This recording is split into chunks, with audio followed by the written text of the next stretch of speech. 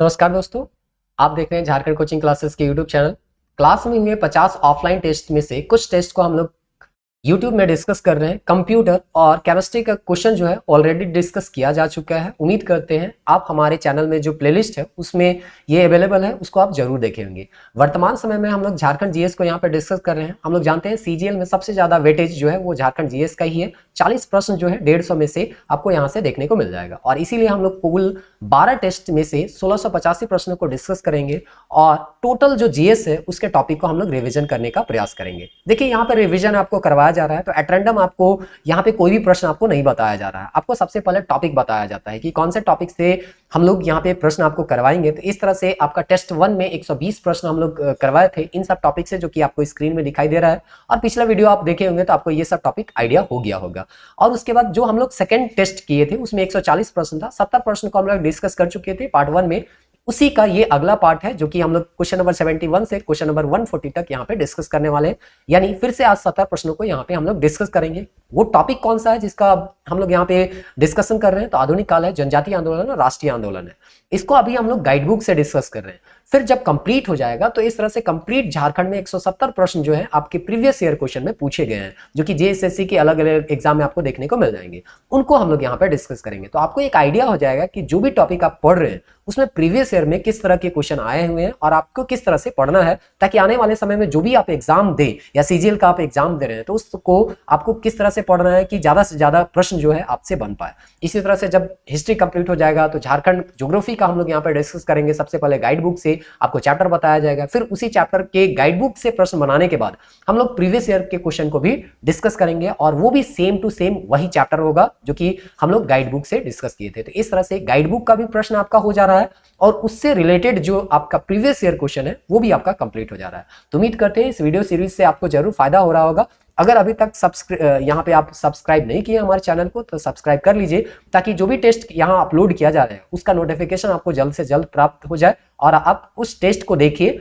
और जो भी नया तथ्य आपको कुछ अगर मिलता है तो उसको आप अपने नोट्स में आप इसको इंक्लूड कर सकते हैं। तो उम्मीद करते हैं आप इस वीडियो को अंत तक देखिएगा, क्योंकि हम लोग ज्यादा से ज्यादा प्रश्नों को डिस्कस करते हैं और इसीलिए ये वीडियो थोड़ा सा हो सकता है लंबा भी चला जाए। तो चलिए देखते हैं क्वेश्चन नंबर 71 में। 70 तक जैसे कि बताया गया ऑलरेडी हम लोग डिस्कस कर चुके हैं। आज हम लोग यहाँ पे डिस्कस करने वाले हैं 71 से।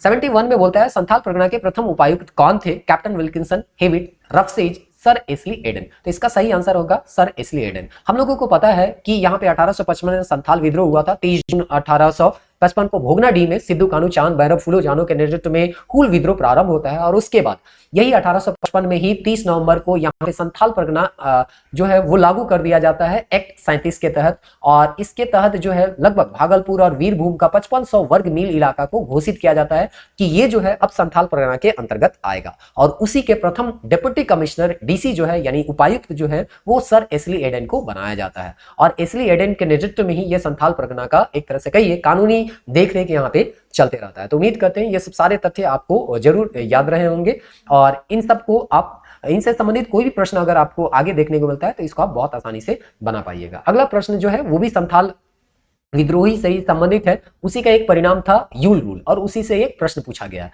संथाल परगना में किस वर्ष पुलिस रूल यानी कि यूल रूल की व्यवस्था की गई थी? 1855 में, 1856 में, 1857 में, 1858 में। तो इसका सही आंसर है 29 दिसंबर 1856। 29 दिसंबर 1856। ये पुलिस रूल या यूल रूल क्या? सबसे पहले तो ये जान लीजिए ये यूल रूल क्यों कहा जा रहा है।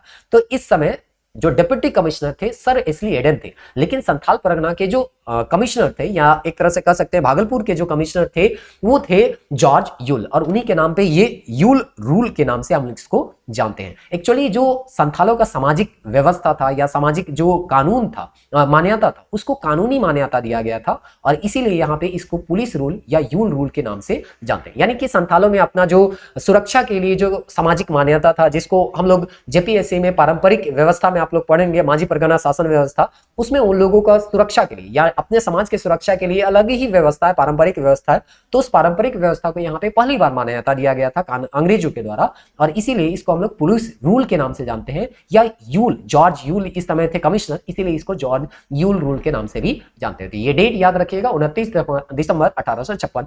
और ये भी किसका परिणाम था? तो संथाल विद्रोह का ही ये परिणाम था, यूल रूल। अब हम लोग देखते हैं क्वेश्चन नंबर 73। 73 में पूछा गया है खरवार आंदोलन झारखंड के किस वर्ष हुआ था, तो 71 में, 72 में, 73 में, 74 में, तो ये जो है 1874 में। चूंकि इसी संबंधित आगे प्रश्न है तो इसका जो डिटेल है आगे हम लोग यहाँ पे 3 प्रश्न बना लेते हैं, फिर आपको बताने का प्रयास करते हैं। खरवार आंदोलन कहाँ हुआ था? संथाल परगना, सिंहभूम, पलामू और हजारीबाग। तो इसका सही आंसर है संथाल परगना। एक्चुअली हजारीबाग में भी था, लेकिन अभी आपको हम बताते हैं कि हजारीबाग में क्या हुआ था। खरवार आंदोलन का नेतृत्व किसने किया था? तो भागीरथ मांझी। अब देखिए हम लोग खरवार आंदोलन के बारे में थोड़ा बहुत जानते हैं। 1874 में यह आंदोलन प्रारंभ हुआ था संथाल परगना में। संथाल परगना में एक गुड्डा जिला है, गुड्डा जिला की तलडीहा एक गांव है, तलडीहा करके यहाँ पे आपको यहाँ पे एक गांव देखने को मिलेगा, वही कहते हैं भागीरथ मांझी। और यही जो है ये चाहते थे कि इनका जो पारंपरिक रीति रिवाज है या पारंपरिक मूल्य है उसको वो पुनर्स्थापित करना चाहते थे। यानी कि प्राचीन काल में जो इनका रीति रिवाज था, संस्कृति था, इसको पुनः इसको लागू करना चाहते थे, क्योंकि समय के साथ अंग्रेजों का जो संस्कृति था उसको थोपा जा रहा था यहाँ के आदिवासियों के ऊपर, या झारखंड में या भारत में पूरा थोपा जा रहा था। तो इसी का ये विरोध कर रहे थे भागीरथ मांझी, और इस तरह से ये कहना शुरू कर दिए कि लोगों को कि टैक्स मत दो, क्योंकि ये खुद को बौंसी करके एक गांव था, तो बौंसी गांव का ये अपने आप को राजा घोषित कर देते हैं। बोलते हैं कि टैक्स अंग्रेज को नहीं, बल्कि अब ये राजा बन गया है तो राजा होते हुए किसी और को आप कैसे टैक्स दे सकते हैं। इसीलिए बोलते हैं कि ये इनको राजा को ही टैक्स देना है, ना कि अंग्रेजों को। अब देखिए अगर टैक्स अंग्रेजों को नहीं मिलेगा तो उससे अंग्रेज को नुकसान होगा, और अंग्रेज कभी नहीं चाहेंगे कि उसका आर्थिक रूप से किसी तरह का कोई नुकसान हो।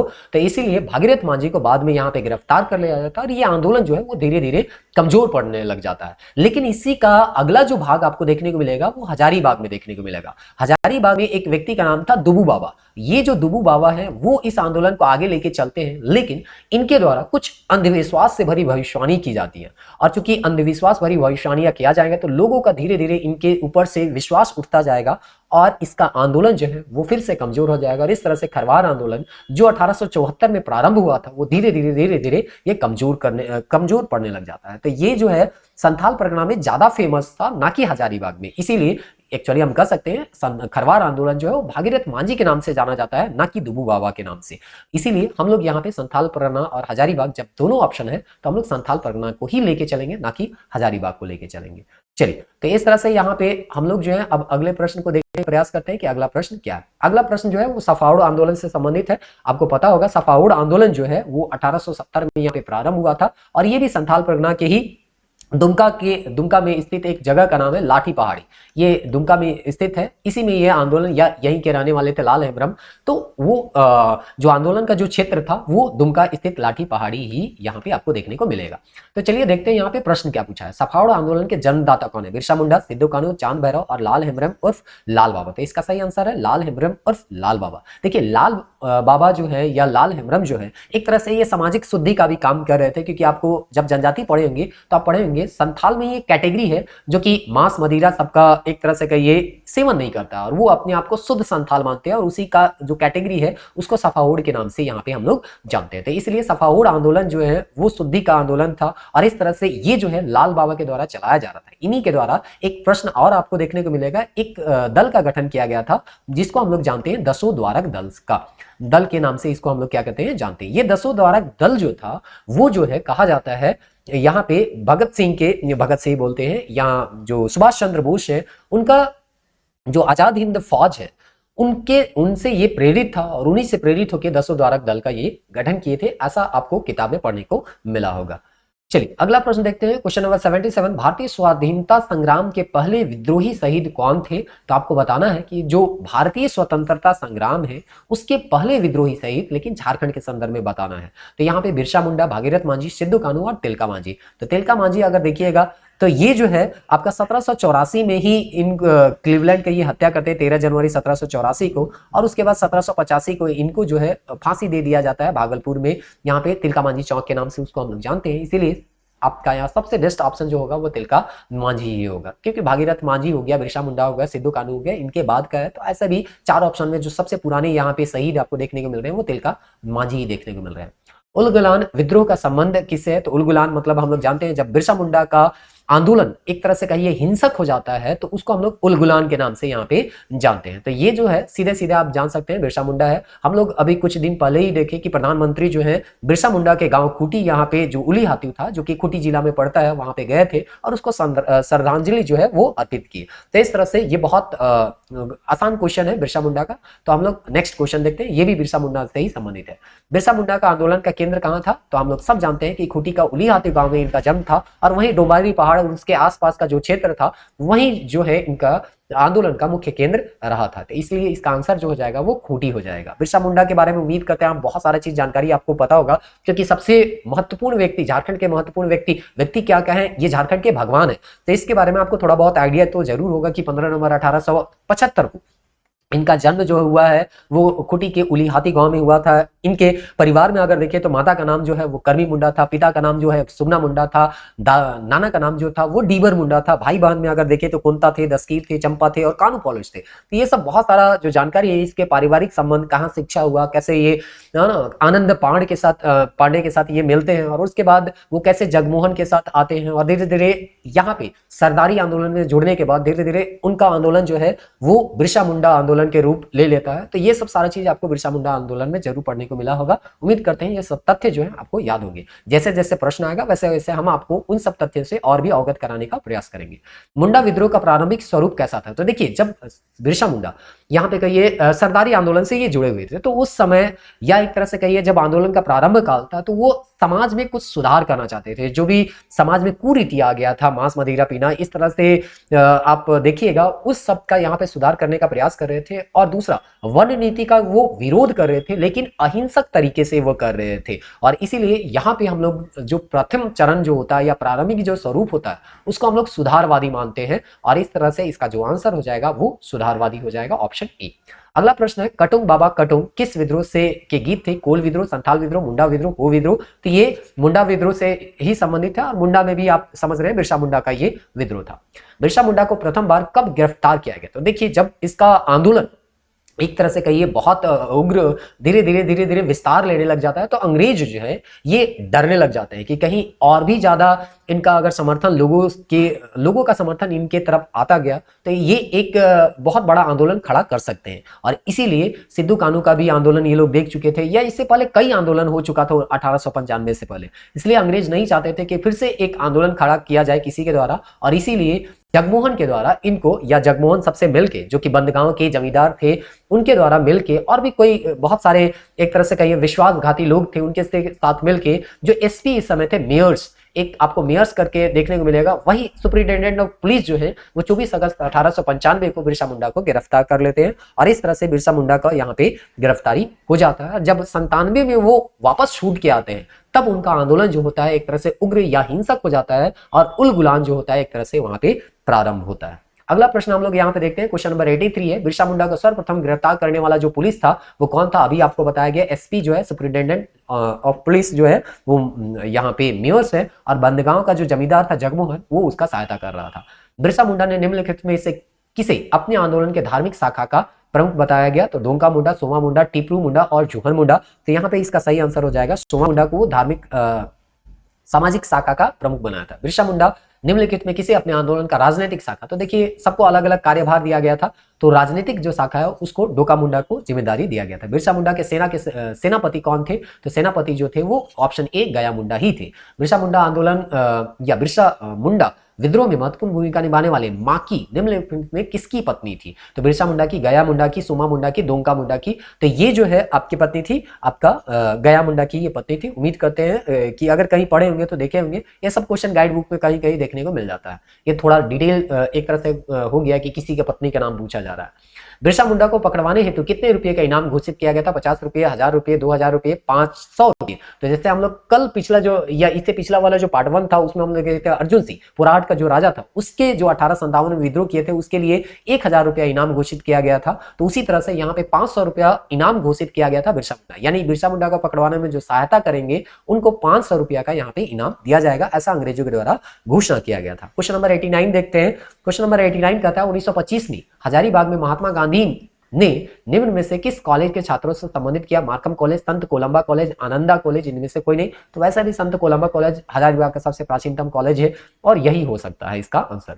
झारखंड में निम्न में से किस आंदोलन के दौरान रांची, चतरा, गिरिडीह, झरिया, चक्रधरपुर और लोहरदगा में राष्ट्रीय विद्यालय खोले गए? तो देखिए, असहयोग आंदोलन में अंग्रेजों का जो चीज था यानी कपड़ा था या उनका शिक्षा व्यवस्था था या नौकरी था, उसको धीरे धीरे छोड़ने का यहाँ पे लोगों के द्वारा प्रयास किया जा रहा था और इसीलिए वो जो है राष्ट्रीय स्कूल वगैरह सब खोलने का प्रयास कर रहे थे। और इसी क्रम में आपको यहाँ पे दिया गया है कि राष्ट्रीय विद्यालय जो खोला गया वो कहाँ खोला गया, वो चीज यहाँ का कुछ जगह का नाम दिया गया है, रांची में, चतरा में, गिरिडीह में, झरिया में, चक्रधरपुर में। तो ये आंदोलन जो चल रहा था वो आंदोलन का नाम आपको पूछा गया था। तो आंदोलन जो है वो असहयोग आंदोलन है। तो इसका सही आंसर हो जाएगा असहयोग आंदोलन। अगला प्रश्न देखते हैं जो कि बिरसा मुंडा से ही संबंधित है। बिरसा मुंडा का निधन किस तिथि को हुआ था? तो ये 1 जून 1900 को दिया हुआ है, 9 जून 1900 को दिया है, 2 जनवरी 1901 को दिया है, 3 फरवरी 1902 को। तो हम जानते हैं ऐसे मृत्यु हो जाता है 9 जून 1900 को। और इस तरह से बिरसा मुंडा कारागार में भी प्रधानमंत्री हमारे गए थे, सीएम भी गए थे उनके साथ। और आप भी हो सकता है, उम्मीद करते हैं कि अगर आप रांची से हैं या बाहर से भी हैं तो कभी यहाँ पे जरूर यहाँ पे गए होंगे।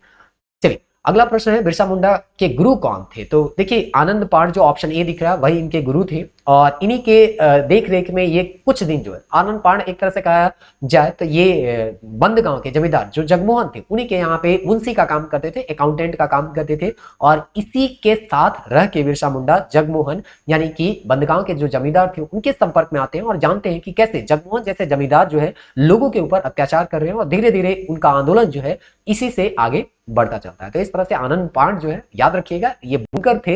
ये बुनकर जो थे वही इनके गुरु होते हैं। बाद में ये अपने गुरु को छोड़ देते हैं और एक तरह से वैष्णव धर्म का ये एक तरह से कहिए उनका प्रभाव पड़ता है, वैष्णव हो जाते हैं। जब ये आनंद पाठ को छोड़ देते हैं तो अपना बिरसाइत धर्म को वो प्रारंभ करेंगे। बिरसा विद्रोह के समय रांची के उपायुक्त कौन थे? यानी कि फिर से डीसी, डिप्टी कमिश्नर। तो आपको यहाँ पे बताना है बिरसा आंदोलन के समय विल्किंसन थे, टेलर थे, रफसेज थे या स्ट्रेटफील्ड है? देखिए, स्ट्रेटफील्ड ही थे और इसके साथ ना 420 बोलते हैं 420 करके। देखिए, यहाँ पे हम लोग इसको याद करते हैं 420 करके, क्योंकि एक और अधिकारी थे 420। ये दोनों 420 और स्ट्रेटफील्ड मिल के ही एक 9 जनवरी 1900 को डोमारी पहाड़ी में जाते हैं और वहां पे जो मुंडा एकत्रित थे या बिरसा मुंडा से को संबोधित करने वाले यहाँ पे थे, तो उन 20 जो मुंडा थे वहां पे लोग एकत्रित थे, उनके ऊपर गोली चला दिया जाता है और उस गोलीबारी में लगभग 200 मुंडा वहां पे मारे जाते हैं। तो इस तरह से इसको झारखंड का जालियांवाला बाग के नाम से भी हम लोग यहाँ पे जाते हैं। तो इस तरह से स्ट्रीट फील्ड को याद रखिएगा और हम लोग इसको 420 से याद करते हैं, जिसका पूरा नाम अगर आप किताब पढ़ेंगे तो 420 के नाम से इसको हम लोग जानते हैं। चलिए, अगला प्रश्न है छोटा नागपुर काश्तकारी अधिनियम कब लागू हुआ? तो देखिए, बिरसा मुंडा का जब आंदोलन हुआ था तो उसी का प्रभाव आपको देखने को मिलेगा छोटा नागपुर सीएनटी एक्ट, छोटा नागपुर काश्तकारी अधिनियम। जेपीएससी में तो पूरा डिटेल में इसको पढ़ना है, क्वेश्चन 12 क्वेश्चन इसे पूछे जाते हैं। तो इस तरह से एक्चुअली 6 है, एसपीटी से भी है ना 6 प्रश्न पूछा जाता है। तो इस तरह से यहाँ पे अगर इसका सही जवाब आप देखें तो 5 जनवरी 1905, 11 नवंबर 1908, 1 दिसंबर 1908, इनमें से कोई नहीं है। तो 4 ऑप्शन में से सही जवाब जो है 11 नवंबर 1908। जैसे कि 15 नवंबर को हम लोग का स्थापना होता है, उससे 4 दिन पहले 11 नवंबर को ही सीएनटी एक्ट का यहाँ पे स्थापना वर्ष या लागू किया गया जो वर्ष है, वर्षगांठ मनाया जाता है हर वर्ष। चलिए, अगला प्रश्न देखते हैं। टाना भगत आंदोलन कब प्रारंभ हुआ था? 12 में, 13 में, 14 में, 1915 में? तो ये बहुत आसान है, 1914 में टाना भगत आंदोलन यहाँ पे प्रारंभ हुआ था। टाना भगत आंदोलन किसके नेतृत्व में हुआ था? तो देख, हम लोग जानते हैं गुमला के जो बिशनपुर प्रखंड है उसका चिंगरी नावाटोली करके एक गांव है, वहीं पे जतरा भगत जो है इस वहीं के थे जतरा भगत और वहीं इस आंदोलन को आगे लेके जाते हैं। इनका सबसे एक खास विशेषता ये था कि गांधी जो है, गांधी का अहिंसक आंदोलन को हम लोग जानते हैं कि पूरे देश में वो लागू किए थे। वो जो अहिंसक आंदोलन है वो गांधी के यहाँ पे आने से पहले जतरा भगत यहाँ पे लागू कर चुके थे कि हम जो है टैक्स नहीं देंगे, अहिंसक रूप से अंग्रेजों का विरोध करेंगे। ये सब चीज जो है वो जतरा भगत यहाँ पे करते हैं। इसीलिए कहा जाता है जब गांधी यहाँ पे आते हैं तब जो यहाँ पे जतरा भगत के अनुयायी थे, यानी एक तरह से कह सकते हैं टाना भगत जो थे, वो सबसे प्रिय शिष्य के रूप में जाने जाते हैं महात्मा गांधी के। क्यों? क्योंकि ये अहिंसा का पालन करते थे। जैसा कि महात्मा गांधी ने विश्व स्तर पे अहिंसा को यहाँ पे लागू करवाया या उसके महत्व को वो बताए, उसी तरह से झारखंड में अहिंसा के महत्व को बताने वाले जतरा भगत थे और उसके अनुयायी जो थे वो टाना भगत थे। निम्न में से किस आंदोलन की शुरुआत चिंगरी नावाटोली गुमला से हुई? तो अभी आपको बताया गया चिंगरी नावाटोली जो कि गुमला के एक तरह से ये बिशनपुर प्रखंड में पड़ता है, वो टाना भगत का ही आंदोलन का क्षेत्र रहा था, जतरा भगत का। देवमनिया नामक महिला किस आंदोलन से जुड़ी हुई थी? कोल विद्रोह, संथाल विद्रोह, मुंडा विद्रोह, टाना भगत। तो टाना भगत आंदोलन से, छोटा नाम है, हो सकता है कोई किताब में मिलता है, कोई किताब में नहीं भी मिलता है। निम्न में से किसने टाना भगतों के प्रिय अनुयायी के नाम से जाना जाता है? अभी तुरंत आपको बताया गया, महात्मा गांधी के प्रिय शिष्य के तौर पर ये जाने जाते हैं। 1921 में महात्मा गांधी द्वारा चलाए गए असहयोग आंदोलन में टाना भगत किसके नेतृत्व में भाग लिया था? बुद्धू भगत, कौशलेश भगत, सिद्धू भगत और रामजी भगत। तो हो सकता है ये भी आप पढ़े होंगे, और नहीं पढ़े होंगे तो सिद्धू भगत आप इसको अपने नोट्स में लिख सकते हैं। रांची जिला टाना भगत पुनर्वास अधिनियम कब पारित हुआ? 1948 में, 1950 में, 68 में, 1978 में। तो इसका सही आंसर है 1948। और ये एक्ट लागू करने के बाद जो भी इनका जमीन छीना गया था, उस जमीन को यहाँ पे वापस देने का प्रयास किया गया भारत सरकार के द्वारा, क्योंकि 1948 में देश हमारा आजाद हो चुका था। झारखंड में 1857 के विद्रोह का प्रारंभ कब हुआ? तो हम लोग इसको पिछले वीडियो में भी थोड़ा बहुत डिस्कस किए थे। 12 जून 1857 को रोहिणी गांव, जो कि देवघर में पड़ता है और अजय नदी के तट पे है, यहीं पे 32वीं रेजिमेंट के जो सेना रहते हैं वो यहाँ पे विद्रोह कर देते हैं। और जो एक तरह से कहिए नॉर्मल लेस्ली जो थे उनका इसमें हत्या कर दिया जाता है। और जो मैकडोनाल्ड थे, मेजर मैकडोनाल्ड थे, वो यहाँ पे घायल हो जाते हैं। सर्जन डॉक्टर ग्रांट जो है वो भी घायल हो जाते हैं। तो ये जो डेट था, शुरुआत था 12 जून 1857। उम्मीद करते हैं ये आपको याद रहेगा। हजारीबाग के किस तालाब के निकट केबी साय यानी कृष्ण वल्लभ साय ने नमक बनाकर नमक कानून को चुनौती दी थी? तो हम लोग देखते हैं ऑप्शन क्या क्या है? खजांची तालाब, छड़ तालाब, जबरा तालाब, इनमें से कोई नहीं। तो इसका सही आंसर है खजांची तालाब। तो जब सविनय अवज्ञा आंदोलन हो रहा था 1930-31 के दौरान, उस समय पूरे देश में यहाँ पे स्वतंत्रता आंदोलन मनाया जा रहा था। क्यों स्वतंत्रता आंदोलन मनाया जा रहा था? क्योंकि हम लोग जानते हैं 26 जनवरी 1929 को रावी नदी के तट पे जवाहरलाल नेहरू के द्वारा सबसे पहली बार यहाँ पे झंडा फहराया गया और बोला गया अब हम लोग जो है देश को पूर्ण रूप से स्वतंत्र करेंगे, और आज के बाद हर वर्ष 26 जनवरी को स्वतंत्रता दिवस मनाया जाएगा। और इसीलिए 1947 से पहले जब तक देश आजाद नहीं हुआ था तब तक हर वर्ष 26 जनवरी को ही स्वतंत्रता दिवस मनाया जाता था। और ये प्रश्न जेपीएससी में आपको देखने को मिला था। जब देश हमारा आजाद हो जाता है तो 26 जनवरी एक महत्वपूर्ण दिन था, इसीलिए इसी दिन संविधान को हम लोग लागू करते हैं। और इस दिन हम लोग स्वतंत्रता दिवस नहीं, बल्कि हम लोग का देश तो स्वतंत्र हुआ था 15 अगस्त को, तो स्वतंत्रता दिवस 15 अगस्त को मनाए, लेकिन 26 जनवरी का दिन महत्वपूर्ण था, इसीलिए इस दिन संविधान को लागू किया गया। और अभी वर्तमान समय में 26 जनवरी को हम लोग गणतंत्र दिवस के रूप में मनाते हैं। क्वेश्चन नंबर 104 देखते हैं। पलामू में नमक सत्याग्रह का नेतृत्व किसने किया?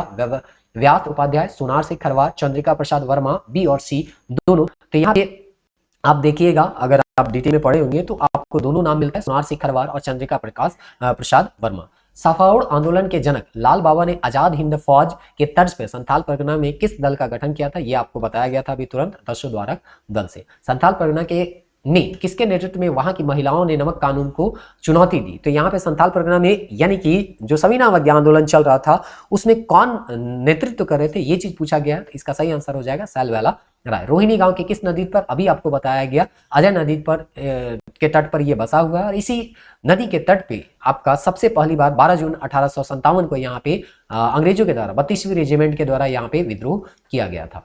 रोहिणी के किस रेजिमेंट का मुख्यालय था? यहाँ पे आपका 32वीं इन्फेंट्री रेजिमेंट। हजारीबाग में विद्रोहियों का नेता कौन था? देखिए, रामगढ़ बटालियन के लोग जो है विद्रोह करेंगे और वापस रांची आना चाहेंगे, क्योंकि डोरंडा में ही यहाँ पे उसका सेंटर था। और यहाँ पे जो इसका अगुवाई करेंगे वो सुरेंद्र शाही करेंगे, इसलिए इसका सही आंसर हो जाएगा सुरेंद्र शाही। 1857 के विद्रोह के दौरान मेजर इंग्लिश तथा जयमंगल पांडे एवं नादिर अली खां के बीच चतरा में ऐतिहासिक युद्ध कब हुआ था? 22 जुलाई को, 2 अक्टूबर को, 22 अक्टूबर को, 24 अक्टूबर 1857 को। तो इसका सही आंसर है 2 या 3 अक्टूबर होता है, किताब में कहीं 3 अक्टूबर भी आपको देखने को मिलेगा। और 4 अक्टूबर की इसको आम पेड़ पर फंसियारी पोखरा में यहाँ पे फांसी दे दिया जाता है। अगर आपका सब्जेक्ट नागपुरी है तो आप जरूर इसको नाटक में ठाकुर विश्वनाथ का नाटक यहाँ पे पढ़ना है, तो उस नाटक को बहुत पढ़े होंगे तो बहुत डिटेल से ये सब जानकारी आपको पता होगा। चतरा युद्ध का जो सेनापति था वो कौन था? नादिर अली था, विश्वनाथ सहदेव था, माधव सिंह था, जयमंगल पांडे था। तो जयमंगल पांडे को चतरा युद्ध का सेनापति घोषित किया गया था। या नादिर अली और जयमंगल पांडे दोनों थे, लेकिन सेनापति के तौर पे जो अगुवाई कर रहे थे जयमंगल पांडे को बताया जाता है। 4 अक्टूबर 1857 को चतरा के फसियारी पोखरा के निकट 1857 के विद्रोह के किस नायक को फांसी दिया गया था? ठाकुर विश्वनाथ सहदेव, जयमंगल पांडे, नादिर अली और बी और सी दोनों। तो जैसा कि आपको बताया गया, चतरा में जयमंगल पांडे और नादिर अली। एक्चुअली अगर थोड़ा बहुत इसमें अगर आप पूरी का जो कहानी सॉरी नाटक है वो पढ़े होंगे या नहीं भी पढ़े होंगे तो इतिहास भी पढ़े होंगे तो आपको पता होगा मेजर इंग्लिश जो है यहाँ पे चतरा में इन लोगों को रोकना चाह रहे थे। क्यों रोकना चाह रहे थे? क्योंकि ये लोग जो है कुंवर सिंह से जो कि बिहार में विद्रोह कर रहे थे उससे मिलना चाह रहे थे और किसी भी तरह से डाल्टन जो उस समय का कमिश्नर था ये नहीं चाह रहा था कि ये लोग जो है कुंवर सिंह से जाके मिले, क्योंकि कुंवर सिंह के साथ अगर ये मिल जाते हैं तो ये विद्रोह और भी ज्यादा उग्र हो जाएगा। इसीलिए इसको चतरा में ही रोकने का प्रयास किया जाता है और इस युद्ध में जयमंगल पांडे और नादिर अली को गिरफ्तार किया जाता है और बाद में 4 अक्टूबर को यहाँ पे उनको फांसी दे दिया जाता है आम के पेड़ में, जो कि अगला प्रश्न आपको देखने को मिलेगा। वही चीज पूछा गया है, जयमंगल पांडे और नादिर अली को किस वृक्ष में फांसी दिया गया था? तो इसका सही आंसर हो जाएगा आम के पेड़ में। निम्न में से किस वर्ष अंग्रेजों ने पलामू परगना को नीलामी करने का स्वांग रचाकर उसे अपने हाथ में ले लिया? यानी कि पलामू को अपने हाथ में वो लोग कब ले लेते हैं, ये चीज आपको यहाँ पे पूछा गया है। तो इसका सही आंसर यहाँ पे देखते हैं, यहाँ पे ऑप्शन यहाँ पे नहीं मिल रहा है।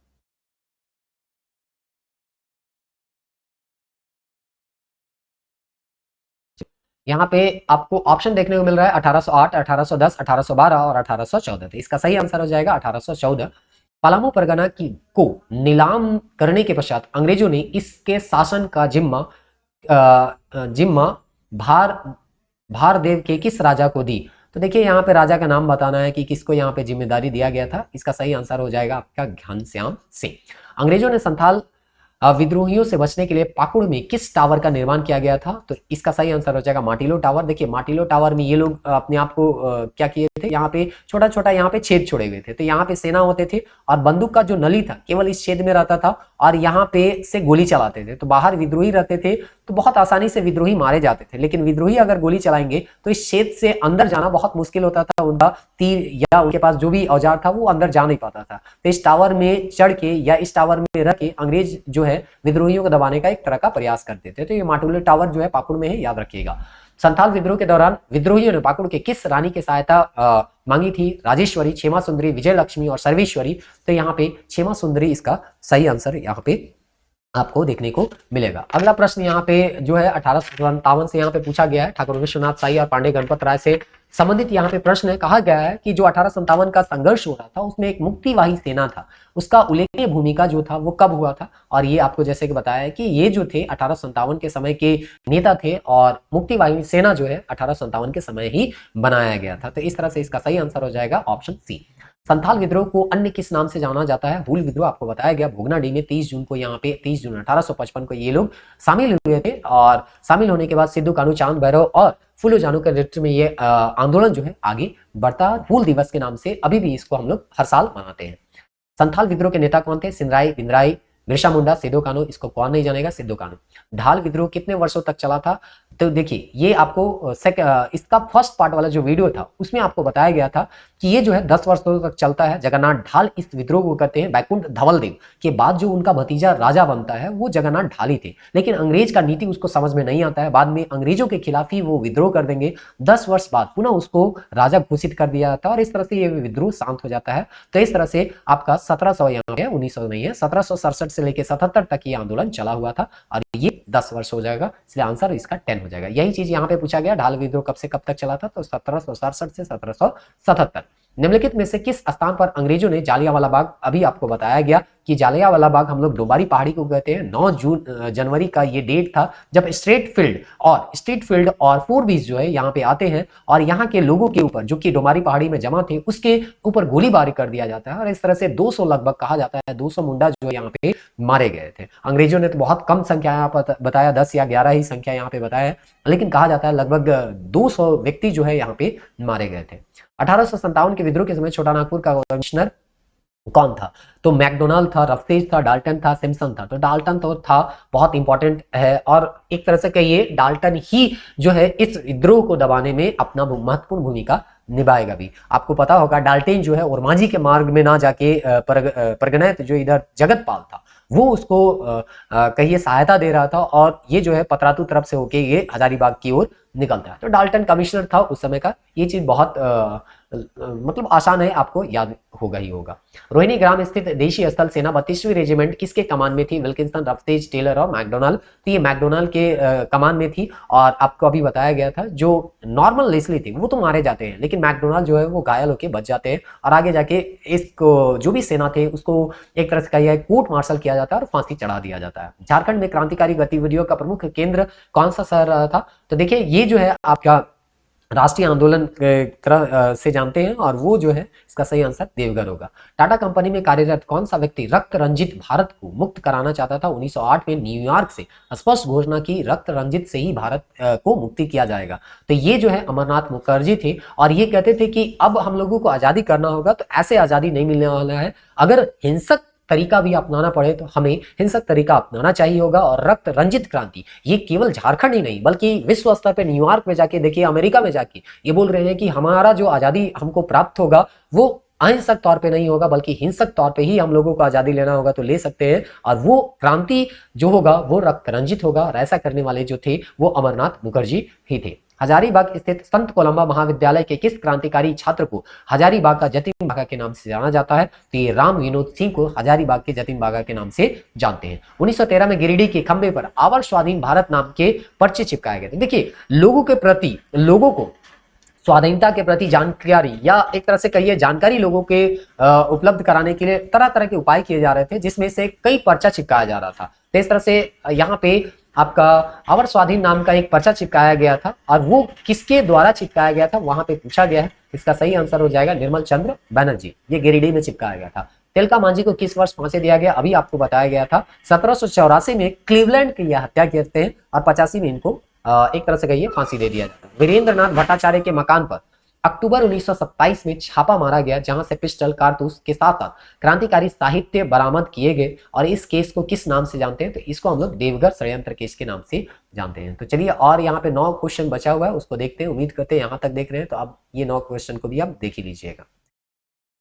अगला प्रश्न है, चाईबासा से प्रकाशित क्रांतिकारी पत्रिका तरुण शक्ति का संपादक कौन है? आनंद कमल चक्रवर्ती इसके सही आंसर हो जाएंगे। मौलाना अबुल कलाम आजाद ने रांची में कौन सी स्थापना करते हैं? तो रहमते इस्लाम, अंजुमन इस्लामिया, मदरसा इस्लामिया, बी और सी दोनों। तो यहाँ पे अंजुमन इस्लामिया का भी और मदरसा इस्लामिया दोनों का स्थापना करते हैं। महात्मा गांधी के चरण झारखंड की धरती पे पहली बार कब मिलते हैं? तो हम लोग जानते हैं श्याम कृष्ण साय लंदन में उनसे मिले थे और झारखंड आमंत्रण का वो निमंत्रण देते हैं, मतलब झारखंड आने का वो निमंत्रण देते हैं। और 4 जून 1917 को पहली बार गांधी जो है वो झारखंड आते हैं। कहा जाता है छोटा नागपुर में वो 21 दिन रहे थे और चंपारण का जो रूपरेखा लिखा गया था वो यहीं पे लिखा गया था।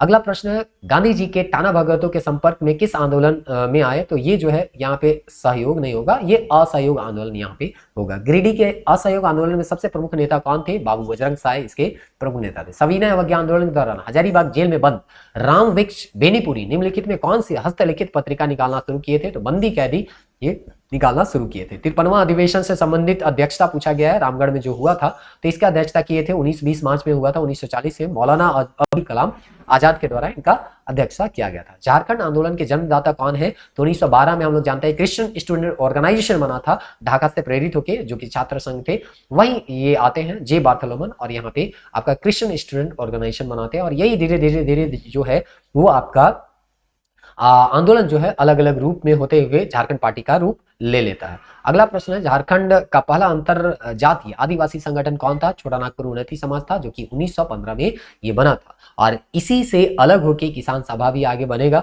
जो कि ठेबले उरांव पॉल दयाल इसके अध्यक्ष और क्रमशः सचिव भी बने थे, जबकि पिछला टेस्ट में ये प्रश्न आपको देखने को मिला था। तो इस तरह से 140 प्रश्न को हम लोग यहाँ पे समाप्त कर लिए। अब नेक्स्ट टेस्ट जब हम लोग यहाँ पे मिलेंगे तो वो जो होगा आपका क्वेश्चन बैंक से होगा और आपको कोई टॉपिक आपको यहाँ पे बताया नहीं जाएगा, क्योंकि हम लोग कंप्लीट हिस्ट्री यहाँ पे डिस्कस करने वाले हैं। तो आपको जो भी टॉपिक अभी कराया गया है उसी टॉपिक से रिलेटेड जो प्रीवियस ईयर में क्वेश्चन आए हैं उसको हम लोग यहाँ पे डिस्कस करने वाले हैं। तो उम्मीद करते हैं ये 2 टेस्ट आपका कंप्लीट कर दिया गया है। आप तीसरा टेस्ट को भी देखिएगा और तीसरा टेस्ट में आपको पता चलेगा कि जो भी टॉपिक अभी हम लोग पढ़े उसमें प्रीवियस ईयर में किस तरह के क्वेश्चन पूछे गए हैं। तो मिलते हैं नेक्स्ट वीडियो में, तब तक के लिए जय हिंद।